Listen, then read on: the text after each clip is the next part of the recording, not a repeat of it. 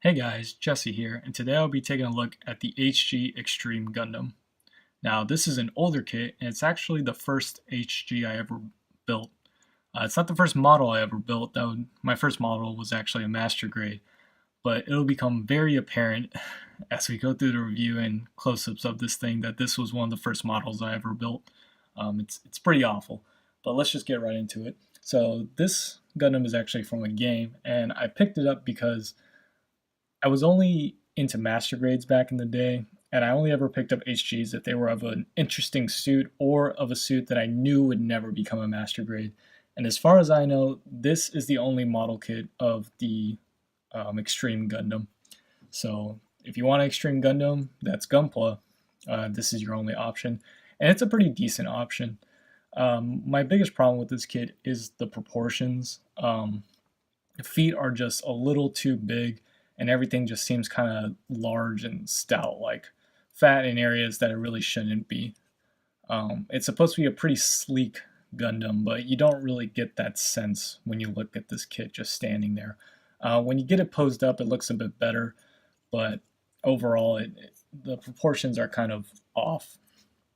Um, just taking a look around the kit, I did repaint one color here, and that's the yellow.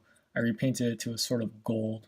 Um, in my early days, as you can see, I wasn't very diligent in the way I painted, so I forgot to paint the back of the V fin here. So that yellow you see there is the molded yellow, while this gold you see here is the repainted gold. So that gives you a sense of what the color originally was. In terms of stickers, you do get camera stickers and eye stickers, and I believe that was it. Here, I did repaint to with some metallic green Gundam marker instead of trying to use the sticker, and as you can see, it didn't come out great.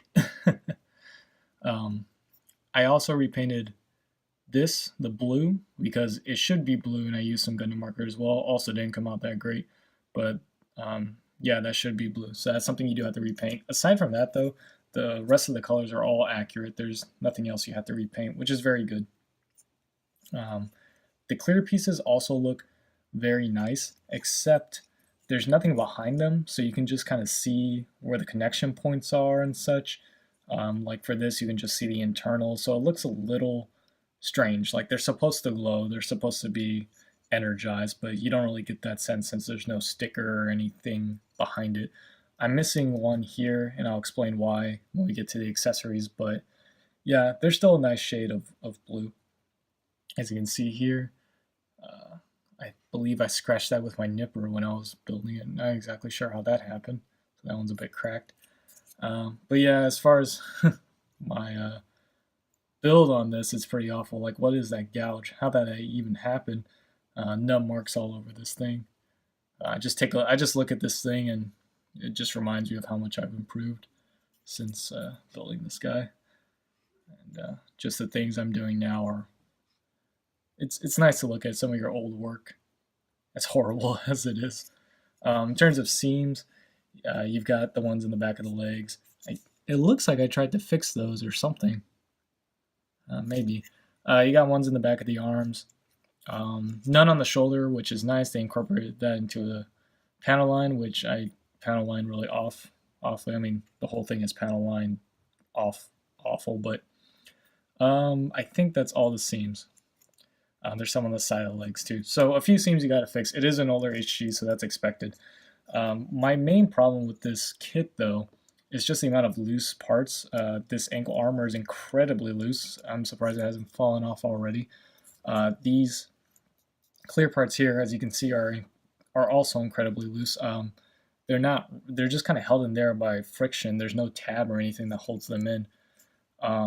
These clear parts up here, so you can see this one's not really lined up, and that's because these are pretty much just held in by the friction of the top and bottom parts here. So looseness is sort of the problem with this kit. When I was taking it off the action base, the legs came apart, but of course now I can't pull them apart. But in any case, let's go ahead and move on to articulation. The head is limited because of this like back V fin, so you gotta be very careful to move that around as to not snap that back V fin. The arms can only go about that far. You have a good double joint, so no real problems there. The torso is just on a ball joint. Kind of has an ab crunch. It's kind of two pieces. I don't really remember how the construction of that went. Legs are okay. My problem is there's clearly enough room and clearance here to make a good double joint, but the back of the armor is designed to collide with that. So you could cut this out and it would give you enough clearance to have a full like 180. Why they designed it the way they did, I'm not sure. Maybe it just matches the line art. Feet are okay. I wish they could go down more. They can only go down about that much. They're all just one solid blocks and a toe hinge. I also detailed under here with some red Gundam marker. I think I did the same. Yep, and the thrusters here too. I don't know why. Back in the day, for some reason, I felt like every inside of thrusters needed to be metallic red. Makes no sense, and I don't do it anymore because of that. So let's move on to the accessories. So first off, we've got a beam saber. This comes completely blue, the same blue as the chest here, just the entire thing, the saber and the handle. As you can see, I painted this. Now this I did do with paint, which begs the question why they didn't do the rest with paint, but whatever. The hilt here, as you can see, painted very poorly.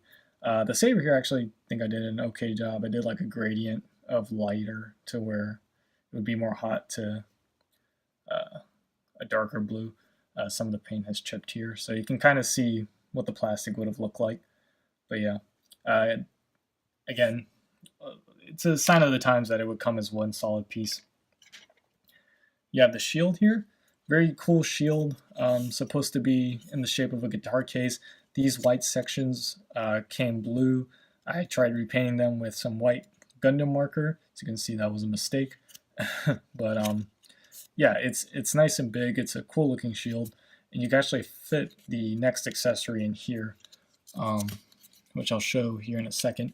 But the reason why I've lost that other clear piece is because you have to take that clear piece off to attach this shield into it, and of course something that small is going to get lost, and there's no place to put it anywhere on the kit. So after moving and moving this kit around, yeah, I lost it.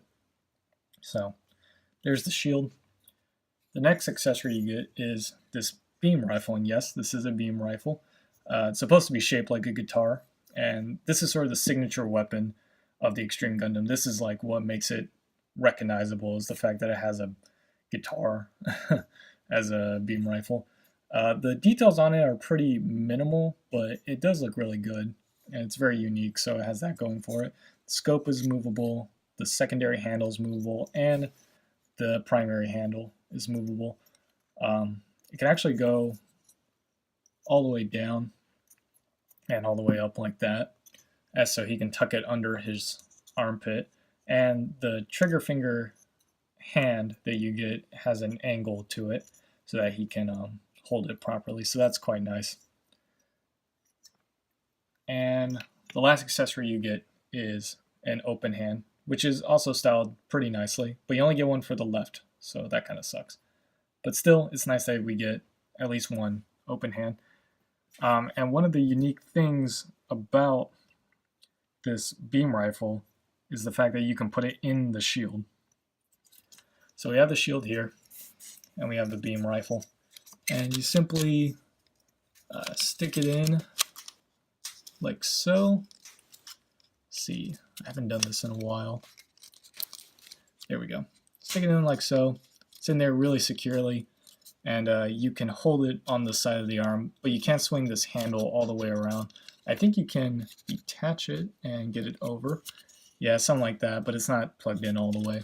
But you can have the beam rifle in the shield and that on him. So that's pretty cool that you can store the guitar in the guitar case. It's very unique. So overall, if you like the look of this Gundam, or you like the Extreme Gundam, this is your only option. So it's not a bad kit. It's just old. is the only problem. Plastic feels old.